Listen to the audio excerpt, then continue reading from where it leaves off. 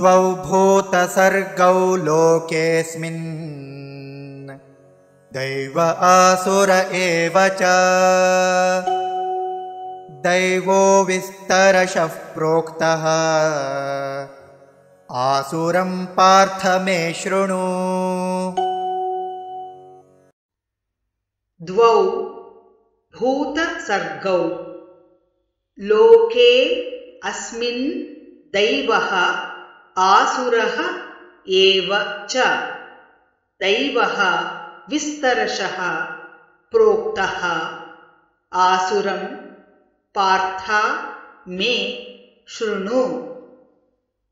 द्वौ भूतसर्गौ लोकेऽस्मिन् द्वौ भूतसर्गौ लोकेऽस्मिन् दैव आसुर एव च दैव आसुर एव च दैवो विस्तरशः प्रोक्त दैवो विस्तरशः प्रोक्त आसुरं पार्थ मे शृणु।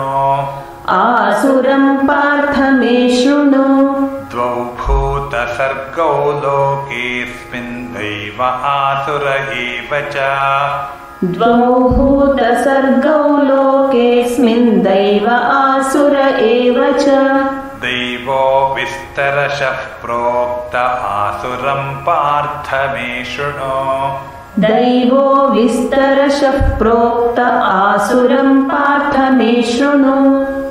द्वौ भूतसर्गौ लोकेऽस्मिन् दैव आसुर एव च दैवो विस्तरशः प्रोक्त आसुरं पार्थ मे शृणु।